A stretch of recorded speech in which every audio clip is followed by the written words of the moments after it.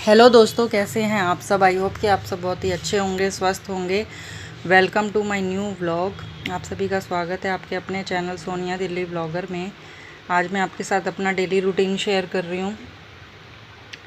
यहाँ ये इवनिंग का टाइम है, शाम का टाइम है। मेरा बेटे को मैंने इवनिंग में उठा, उसके बाद उसे मिल्क वगैरह दिया और उसके बाद मैं उससे पढ़ाई करा रही थी। आपको पता ही है, जैसे मल्टीटास्किंग मैं करती रहती हूँ। सभी लेडीज़ ऐसे ही काम निपटा सकती हैं, नहीं तो फिर काम नहीं निपट पाते। अगर एक टाइम पे एक काम करेंगे तो कुछ नहीं हो पाएगा। घर में इतने 36 काम होते हैं ना कि क्या कहने। तो यहाँ पे मैं अपने बेटे को पढ़ा रही हूँ, साथ साथ कपड़े भी प्रेस कर रही हूँ। इसी तरह से और काम निपटाती जाऊँगी। अभी यहाँ पे मैंने जो कपड़े धोए थे वो सारे तय लगा के रखे थे और साथ साथ उससे पढ़ा भी रही हूँ, सुन भी रही हूँ। उसका एग्ज़ाम है आज, कल सुबह उसका मैथ का एग्ज़ाम है, तो उससे मैं जो भी था वो सुन रही थी और कुछ वो प्रैक्टिस भी कर रहा था।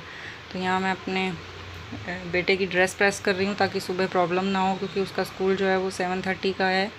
तो 5 बजे मैं उठती हूँ। घर में उठ के नहा धो के, घर की साफ़ सफाई करके, नहा धो के उसके बाद उसको स्कूल के लिए रेडी करके भेजती हूँ। तो जितना काम हो सकता है ना रात को निपटाने की कोशिश करती हूँ ताकि सुबह इतनी प्रॉब्लम ना हो। यहाँ मेरे हस्बैंड की ड्रेस भी है, वो भी प्रेस करके रख दूँगी। रेगुलर के जो मेरे कपड़े होते हैं थोड़े बहुत, वो मैं प्रेस कर रही हूँ यहाँ पे। इसी तरह से अगर प्लानिंग के साथ चलते हैं तो सही रहता है, अपने ऊपर इतना बर्डन नहीं पड़ता। काम निपटाने हैं तो इसी तरह से चलना पड़ता है। सभी लेडीज़ का यही तो होता है, तभी कहते हैं ना ये औरत जैसे घर संभाल सकती है कोई नहीं संभाल सकता। अगर तो कुछ दिन के लिए औरत घर से बाहर चले जाए तो हस्बैंड इसीलिए परेशान हो जाते हैं, क्योंकि सब फिर हैंडल करना मुश्किल हो जाता है। और हस्बैंड तो ऐसे होते हैं ना, सब कुछ उन्हें हाथ में ही चाहिए होता है। मेरे हस्बैंड भी हैं, उन्हें कुछ आता नहीं है घर का काम वगैरह, बट फिर भी मेरी बहुत हेल्प करते हैं वो, जितना उनसे हो सकता है। तो मैं इसीलिए कम ही जा पाती हूँ अपने घर, क्योंकि सब परेशान हो जाते हैं पीछे से। और मेरा बेटा जो है उसका भी दिल नहीं लगता कहीं भी, पापा के बिना तो वो रहता ही नहीं है। तो घर इसीलिए आपने मेरे इतने व्लॉग्स में, इतने मंथ में यही देखा होगा कि मैं घर तो अपने बहुत ही कम गई हूँ, यहीं पे ही ज़्यादातर रहना होता है। और अब बड़ा हो रहा है बेटा, स्कूल जाता है तो फिर वैसे ही टाइम नहीं मिलता। तो यहाँ पे फिर मैंने खाना बना रही थी, कपड़े वगैरह आयरन कर लिए थे, उसको पढ़ा दिया था, थोड़ा उसको काम दे आई थी। उसके बाद मैंने यहाँ रात में डिनर में बनाए राजमा चावल यहाँ बनाए हैं। राजमा उबाल के रख दिए थे मैंने, साथ साथ वो भी उबल रहे थे। यहाँ मैं उसके साथ लगी हुई थी, गैस पे चढ़ा आई थी, तो वो उबलने के लग गए। उसके बाद फिर मैंने यहाँ पे उसको तड़का लगा दिया राजमा को। यहाँ राजमा चावल और रोटी मैंने डिनर में बनाई है। और सुबह मॉर्निंग में क्या बनाना है ये भी औरतों के ना दिमाग में चलता रहता है, सभी औरतों के। ये देखिए, चावल बन के रेडी हो गए हैं, राजमा बन के रेडी हो गए हैं, बस अब रोटी रह गई है बनानी। थोड़ी सी रोटी सेक लूँगी मम्मी के लिए, क्योंकि वो रात में चावल नहीं खाती हैं। हम सब तो चावल खा लेंगे, और अपने बेटे को भी मैं रोटी ही देती हूँ, रात को चावल नहीं देती, दिन में ही चावल देती हूँ। तो बस मम्मी के लिए और अपने बेटे के लिए बनाने हैं मुझे रोटी। बाकी सब मैं और मेरे हस्बैंड तो चावल ही खाएंगे। थोड़े बहुत ले लूँगी मैं भी। रात में तो वैसे मैं नहीं खाती ज़्यादातर, बट कुछ चीज़ें ऐसी होती है ना, चावल में मुझे बहुत ज़्यादा इंटरेस्ट है बचपन से चावल बहुत ज़्यादा पसंद है मुझे। तो चावल देखती हूँ तो फिर कंट्रोल नहीं होता, खा लेती हूँ थोड़े से। और कहते हैं ना, गर्मी वैसे ही बहुत है और हेल्थ के लिए भी रात को ना ही खाएं तो वो ज़्यादा अच्छा रहता है। खाती हूँ तो फिर परेशान हो जाती हूँ मैं, एसिडिटी हो जाती है मुझे, बहुत दिक्कत होने लगती है। इसीलिए मैंने रात का खाना तो छोड़ ही दिया है। दाल वगैरह थोड़ी सी पी लेती हूँ। और यहाँ पे फिर मेरा खाना बन के रेडी हो गया है। उसके बाद किचन साफ़ करूँगी। इसी तरह से माइंड में रख के चलते हैं ना तो फिर अच्छा रहता है। आजकल इतनी ज़्यादा महंगाई हो गई है, सब्जियाँ इतनी महंगी हो गई हैं, बहुत ही ज़्यादा। टमाटर तो थे ही महंगे, सब्जियाँ भी बहुत महंगी हो गई हैं। डिसाइड करना ही मुश्किल हो जाता है क्या लें क्या ना लें। और घर है, फैमिली है, तो खाना तो खाना ही है, बनाना ही है। बट ये होता है, सब्जियाँ इतनी ज़्यादा चीज़ें महंगी हो गई है ना कि घर चलाना मुश्किल हो जाता है। सोच समझ के क्या करें क्या ना करें। और लेडीज़ के तो सिरदर्दी है, सुबह बनाएं क्या, फिर दोपहर को क्या बनाएं, रात को क्या बनाएं, यही दिमाग में चलता रहता है। और हर बार डिसाइड करना, हस्बैंड फ़ोन करके पूछते हैं क्या बनाया आज, क्या बन रहा है डिनर में। उनका कितना इजी होता है ना क्वेश्चन, और हमारे लिए इतना टफ़ हो जाता है कि क्या बनाएं, समझ में ही नहीं आता। रोज़ रोज़ तीनों टाइम क्या क्या डिसाइड कर रहे हैं, ये बनाए वो बनाए। और इतनी महंगाई हो तो और भी ज़्यादा मुश्किल हो जाता है, क्या ना बनाएं और क्या बनाएं। आई होप सबके घर में यही होता है, खाना बनाना बड़ी वो होती है, समझ में नहीं आता क्या बनाएं। तो यहाँ खाना बन के मेरा रेडी हो गया है, बस चपातियाँ मैं यहाँ सेक रही हूँ और अपने मम्मी को दे दूँगी, बेटे को दे दूँगी।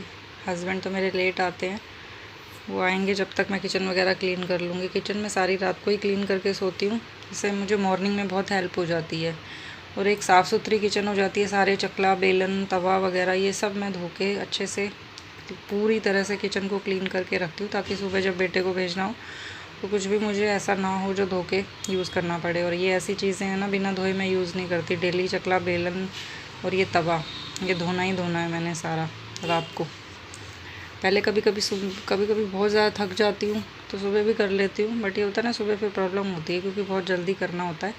तो जितना काम मेरा निपटता है ना, मैं सारा रात को निपटा के ही सोती हूँ। तो वही 11 साढ़े 11 मुझे बज ही जाते हैं अपना काम निपटाते हुए, सोते हुए। ऐसे ही होता है। और नींद भी ऐसी है ना, मुझे रात को ही आती है, चाहे मैं कितनी भी थकी हुई हूँ, पर मुझे दिन में नींद नहीं आती। लेट जाती हूँ मैं, बट नींद मुझे नहीं आती। नींद मैं हमेशा रात को ही लेती हूँ, रात को ही मुझे आती है, थक हार के जब सोती हूँ ना। बस यही होता है। अपना पर यह है कि हम अपने काम की धुन में लगी रहती हैं लेडीज़, पर फिर भी मन में सुकून होता है। शादी एक ऐसी चीज़ है ना कि हमें सुबह से 5 बजे से लेकर रात के 12 बजे तक, समझ लो सभी के साथ ऐसा ही होता है कि उन्हें फ़ुर्सत नहीं होती। जहाँ बच्चे हैं, जहाँ फैमिली है ना, वहाँ आपको फ़ुर्सत नहीं मिलती सारा दिन, बट फिर भी कहीं ना कहीं मन में सुकून और शांति होती है। पता नहीं, ये मेरी शादी को 10 साल होने वाले हैं।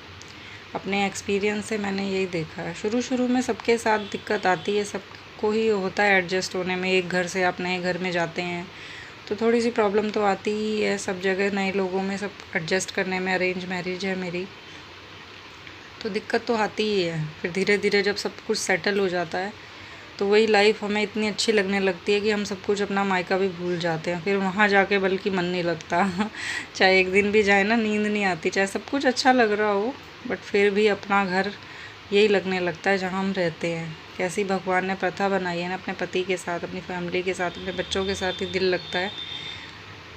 ऐसे ही होता है, तभी तो भगवान ने ये नियम बनाए हैं।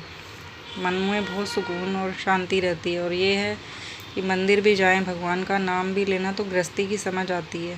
पहले मेरे अंदर था बहुत ज़्यादा गुस्सा, क्रोध था, पर धीरे धीरे शांत होने लगा। गृहस्थी ऐसी है ना, समझदारी सिखा देती है। शादी से पहले की लाइफ अलग होती है, जहाँ पे सब आपके नखरे उठाते हैं, कोई जिम्मेदारी नहीं होती, बस लड़कियाँ अपने घर की रानी होती हैं, माँ सब कुछ देख लेती है। बट ये होता है शादी के बाद अपनी खुद की जिम्मेदारी हो जाती है सबकी, और फिर माँ बनने के बाद तो और भी ज़्यादा जिम्मेदारी हो जाती है।